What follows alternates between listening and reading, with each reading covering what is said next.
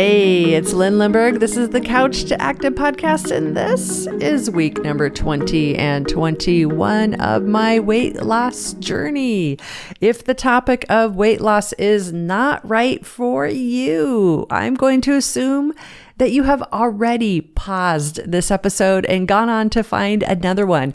Scroll through. We have 545 episodes out now. There is a lot of good stuff. So please be good to yourself if weight loss is not the right topic for you. But if you're curious and like to kind of watch the journey of somebody doing this, please have a seat.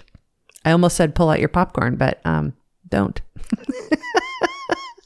Jeez. Okay. If you are brand new to this, go back. This is week 20 and 21. It's the first time I'm reporting out 2 weeks at once. Go back, go through this, scroll through the list of episodes. We have a report out. I have a report out for every week. So there's 19 other episodes plus week 0. So there's 20 other episodes where I've been recording essentially an audio journal of my weight loss journey. Part of the reason I did this is because I wanted to have a real log of what it is actually like for someone to go through the weight loss process in a way that uses nothing special except biology. So no fat burners, no weight loss pills. This is not bariatrics. And I'm not saying that there's never a place for any of that.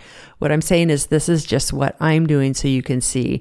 I am a weight management specialist. I recently got my specialist certification in weight management, and I am not a health coach like all those, oh my gosh, that we're seeing, hey, look at me. I sell this protein powder and they call me a coach. So I'm going to say I'm a coach. Like, no. This is legit stuff. And I'm employing what I've learned to myself in a way that feels sustainable for my whole life, in a way that I'm actually growing strength and speed, in a way that my teeth and hair won't fall out. And I know that's a very touchy subject, but if you know what I mean, you know what I mean.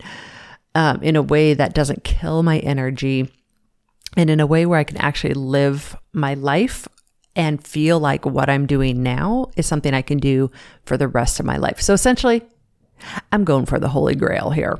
Yes. And it is a lot of work, but oh my gosh, now that I'm 21 weeks in, it's like I'm almost 30 pounds down. And it's pretty darn awesome to see the progress. Let me talk a little bit about the last couple of weeks though. So in week 19, I talked about the shit show of the alcohol. So if you want to see that train wreck and you missed it, feel free to go back. Last week in week 19, I also talked about how I cried and tried not to bawl in my physical therapist's office. Yeah, that was last week. This week, I'm going to try to preserve a little more dignity. We'll see. We'll see how I go. Okay. So this week, I have a little stupid joke for you, a little dad joke. Are you ready? Okay, get ready to groan. My fitness trainer asked me, what kind of squat are you accustomed to doing? And I said, diddly. Okay. All right, here we go. Here's a couple things that are happening. I'm down almost 30 pounds. Almost. Yes. I injured my heel about 6 weeks ago. We learned about that. I did everything right to take care of that heel. I want to even say I injured it. I just had something weird going on with my heel on the right foot. Nervy, like that would zing, like a yowza zing in the nerves.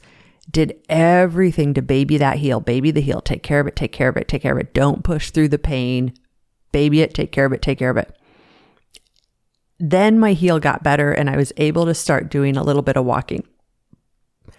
Now, the last couple weeks, I was able to now start doing barefoot walking again. So I went about, 4 to 6 weeks, keeping my feet in some kind of shoes 100% of the time. Even when I got up in the middle of the night to go to the bathroom, I put on my orthotic flip-flops and use them to walk to the bathroom because I was really taking care of this foot. The last couple weeks, I've been able to do some hiking on beaches, the sand, because at the end of this month, I have my annual sand spit walk with one of my dear friends. That's a 10-mile hike on the sand. So it's 5 miles out to this lighthouse, walking on a sand spit. It's pretty epic. It's the Dungeness Spit Lighthouse. So you can actually Google it, Dungeness Spit Lighthouse. It's in the Olympic Peninsula in the northern west corner of the United States in Washington State. So if you imagine a map of the United States, on the very top left of the United States, there's the Olympic Peninsula that sits on the Strait of Juan de Fuca. And in there is a sand spit, and the sand spit is not very wide, and it goes for 5 miles into the ocean. Well, the Strait of Juan de Fuca, but technically it's Pacific Ocean. Really, really cool. I want to make sure my feet were good for that. And so I was able to do some walking, like an hour plus of walking on the sand, and my foot is doing good. So I'm really excited about that. And in a couple weeks, I'll report out of how that went. The actual hike altogether turns to be about 11 and a half miles because you got to walk to the sand spit, then you walk the sand spit, have lunch, say hi to the lighthouse keepers, dream about being a lighthouse keeper and how awesome that would be, and then walk back down the sand spit. It's really pretty epic, pretty darn epic. And I've been asking myself the question every time I sit down to record this podcast. Lynn, how'd you do? What are the things? What are the things that are enabling your success? And what's been really interesting to me is how 21 weeks into this journey now, even though technically, biologically, the food I put in my mouth, the things I choose to eat or not eat, that's what's making me successful. Even though technically that's correct, I'm finding that more and more what's actually really enabling that success has very little to do with what's actually on the plate. It feels like what I put on the plate and in my mouth is almost automated, almost totally normal. A lot more normal than it was before when I was like craving the chips and craving the real ice cream and craving the martinis all the time. Like that's like those days are kind of past. So this couple weeks here, the big thing that's really helped me is I had to do a lot of learning around making space for myself and asking myself, what does that even mean? And having to think through, like, why is it that here I am, 50 years old, and I am a master at doing everything for everyone else. I'm a master at getting stuff done. I've been told I'm the get her done girl, the velvet hammer, if you want to get it done, you give it to Lynn. But there's not space for me in there. And now that I'm an empty nester, granted, that makes it a heck of a lot easier to make space for yourself. But for me, I want to talk through a few things of how making space for myself manifests itself. What does it tactically look like? And then maybe you'll say, yeah, me too. Me too. These are things I do. Or these are things, if you already do all these things, like, great, you're ahead of me on this game. Or maybe you're like, oh, maybe that is something I should do. Yeah. And really it's all with that intent of thinking, how do we spend our time? What do we think about ourselves? What's our mindset? And then how does that actually help us with our life long term? Okay. So I am a recovering people pleaser and an empath. Yes, very much so. It's one of my greatest strengths. If you're around me, you probably feel seen. You probably feel heard. You probably feel like there's space for you there. That's one of my greatest strengths.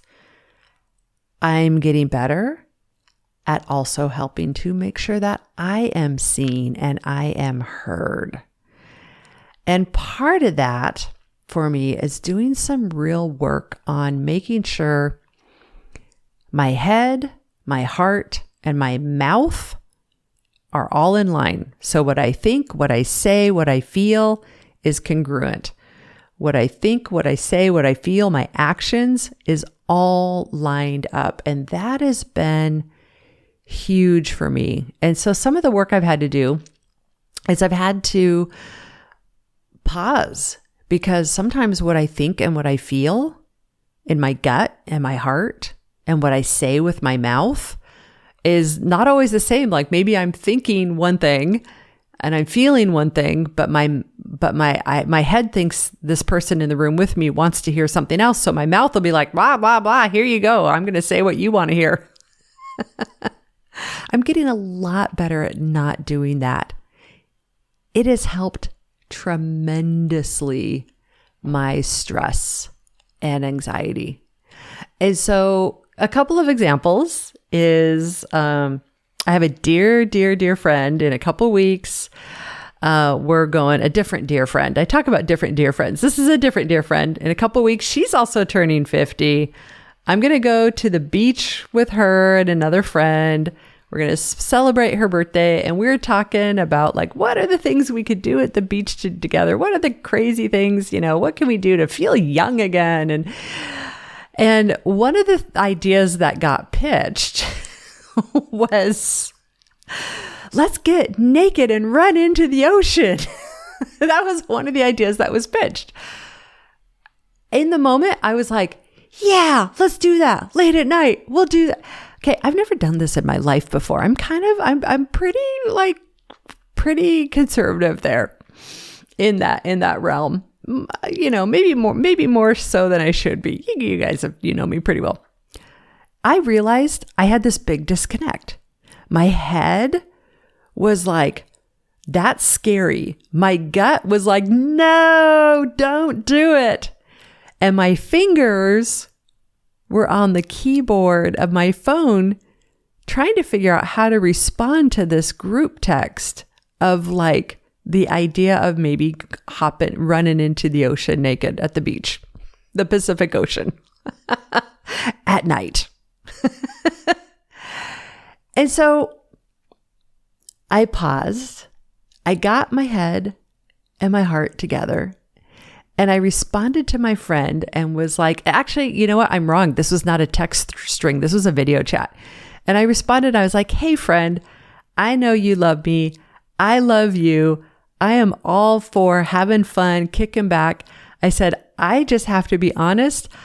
I don't know if I can commit to doing this whole, like, jump into the ocean naked thing, because I don't know. I just don't think I'm there. But I in no way want to do anything to squash your fun. And if you want to do it, totally supportive. I'll even get the camera and take photos if you want me to, or whatever you want. It's all good. I'm just not sure I'm there. I'm not sure I'm saying no 100%, but I'm pretty sure I'm saying no, but I'll support whatever you want to do. And that was my truth. That's what felt really good to me. And I knew my friend would love me. Now, past Lynn, old Lynn, would be quiet, not respond, or maybe be like, yay, we'll see, and I would hold anxiety about it for weeks and weeks and weeks until the event came. Current Lyn is like, nope, get your head together, your heart together, and get your mouth and your actions to match. So just giving her that message, I felt better. And then, trust me, this will come around to weight loss eventually. Trust me, my friends, trust me. I got a message back from my friend almost immediately. And she said, oh my gosh, thank you for that. I love the idea too, but I was freaking out about it too, but I'm trying to be all young and hip and I wasn't sure. And I don't think I want to do that either. And so we'll see, but I don't think I'm going to do it either. And thank you for speaking up because I was feeling like I was bullying myself into doing something I didn't want to do. I was like, oh my gosh. Okay, so getting my head, my heart, my actions. I now feel closer to my friend. I feel like we've got this great story, even though we did nothing. It was just a conversation. And the fact that I could be real and be met was awesome. And now what if I did that and I was real and my friend didn't meet me, or my friend was like, oh, you're so lame? Well, then that's okay because I was real to myself. And I would rather be loved and accepted by my friends that I call my really close friends in a real way than pretend to be someone or something I'm not and be loved and accepted for something that I am not. Yeah. So here's where it goes down to weight loss. Another situation, similar but not quite as dramatic as skinny dipping in the Pacific Ocean. Hung out with my good friend that I'm doing the sand spit hike with. We hung out and we were going to go to a coffee shop, but the coffee shop was closed. And so we went to the next nearest place, which was a winery. And I thought, you know what? I don't want to drink alcohol in the middle of the day, but I'm at a winery that does not serve food. But every single winery will serve at least water. So I had decided I'm just going to own it. I'm at a winery and I'm just going to get water. And when I got there, they actually had some really cool teas. And so I got this really cool tea. I don't remember what it was, but it was cool. I asked the wine steward for a wine glass, and I put my iced tea in a wine glass. I had a lovely time and it was wonderful. So that was me getting my head and my heart to do what was right for me and just own it and not apologize for it, not get weird about it, not get stressed out about it. And because I wasn't making it weird, it wasn't weird. It was all totally fine. And so that's a piece that's been really, really good. Another piece is I'm looking at the invitations that I get to do things and asking myself, at this invitation, is this, if I take this invitation to do something, is this how I want to spend my time? Is this really the environment I want to be around? That has been really good, really helping me. And it opens up time to have more healthy habits with friends that I really want to be with and hang out with. I've been more overt about telling my friends, hey, I appreciate you. I care about you. And here's why. I've also made space for myself in really working through clearing past hurts and frustrations. And so I know it's no secret. A year ago, I started going through a divorce. It's all done. It was fine. But there's always a lot of hurt with that. Anyone who goes through any divorce for any situation, there's always a lot of hurt, a lot of processing, a lot to untether. And then there's different layers of what I call echoes that come up that hit you from the side. And so that is something I've been giving myself space to work through, to shift my focus, to focus on the future. So lots and lots and lots of different things. The other, just a couple more quick ones. I know I'm going all over the place, but I know you're keeping up with me. Now that I'm 21 weeks in, I can go to a grocery store hungry, I've done this a few times now, and I can go down the aisles of donuts and croissants and ice cream, and I get tempted, but I can actually walk past them and not put it in my cart, and I don't feel sad. And that is pretty darn awesome and feels really, really great that I can do that. And what feels great about it is it's not like, oh, look at me, I'm so awesome. It's simply the biology of I have eaten so little sugar that I don't have that hormone insulin yo-yo thing screaming at me, telling me, need sugar, find the carbs. That's pretty much gone. Now, I know the second I spend a whole week eating sugar, I'm like back to square zero, and I gotta, detox that out of me. Detox is the wrong word, but you know what I mean. But the fact that I've gotten there to where that is no longer a piece of grit and self-discipline, well, a little bit of grit, but not a lot, is really, really super, super awesome. So what does this psychology of making space for myself have to do with weight loss and health? Everything. Because making space for myself is giving me the ability to not make this whole journey a freaking big deal. It's giving me space to be able to make good decisions for myself and let the chips fall, but not in like a way of, I don't have this like electric fence and barbed wire around me. And like, oh, if you get too close to me with a piece of cake, I'm going to zap you and you can't be my friend anymore. It's like, no, it's more of this free, feels more like a flowing bubble of love and more peace. I know that sounds woo-woo, but you get me. And I've got this space around me where I'm loving myself more. I know I'm worthy of this. I know this is not everybody's journey, and that's okay. And it's not my job to make it everyone else's journey. Okay, it kind of is a little bit, but not really. And that giving myself that buffer of love around me, trusting myself to stay in integrity with myself. And when I say that, I mean head, heart, what I feel, what I think, what I say, what I do. It's all in matching up. That helps any anxiety I have go down, which helps with cravings, which helps with confidence. And that is a life I can see myself living for the rest of my life. So I'm not relying on any particular diet plan. I'm not relying on any particular drug. I'm not relying on cutting out a whole food group or a couple of whole food groups.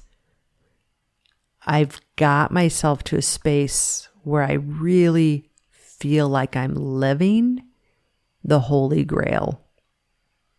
Yeah, and that feels good. Is it going to be perfect for the rest of my life? I sure hope so. But I laugh because I know that's a big fat lie. It won't be. But man, the last couple of weeks have felt good. So let's take a look at what the numbers said today, this week, 2 weeks. All right, here we go. Starting 2 weeks ago, I weighed 155.4. At the end of week number 1, so end of week 20, I weighed 154. So I lost 1.4 pounds in that week. At the end of the second week, which was week 21, I weighed 153.2, which made for that week, I lost 0.8 pounds, essentially a pound. So average week over week for those 2 weeks, I lost more than a pound. That's fantastic. But I get impatient. I still have that like, it's not fast enough. But then I look at on paper, I'm losing more than a pound a week. That's awesome. That's perfect. I don't want more than that because then you're in the realm of unsustainability. But that mental piece of like, it just always feels so slow. 1 pound, over 1 pound a week. So over the 2 weeks, I lost 2.2 pounds for a grand total of 28.8 pounds lost. I am so close to the 30-pound mark. So close. Like so close. So I'm expecting next report out week 22 and week 23, I will have gone past that 30-pound mark. That's what I'm expecting. We'll see what actually happens. The next 2 weekends in a row, I've got things going on that could derail food a little bit. So I'm starting to, plan around that a little bit. I feel like I'm getting decently good with that. Also, I'm going to keep watching my stress levels, and I'm going to keep keeping my kitchen safe, keeping that alcohol out of the kitchen or anywhere in my house. Why did my brain go there? Keep eating fresh fruit and veggies, keep the protein high, stay true to my macros, eat my fiber. Don't worry about being low carb, but by eating my protein first and keeping within my calories, it always ends up being lower carb, not low carb. That seems to work for me and my energy. So there we go, you guys. We'll see you back here. Well, we've got episodes twice a week, but we'll see you back in a couple of weeks for the report out of week 22 and 23. Have a fabulous week, y'all. Bye-bye now. If you would like to find out what your awesome weight should be, and you want to lose weight and gain strength with somebody like me who knows what it's really like, reach out to me on couchtoactive.com. It would be my honor to work with you. And on November 3rd, we've got the awesome weight workshop coming up. So head on over there to couchtoactive.com. You'll see awesome weight workshop coming up. Look for that. If you don't see it, just reach out. Our info is there, and we'll get you going on your similar journey today. Bye-bye now.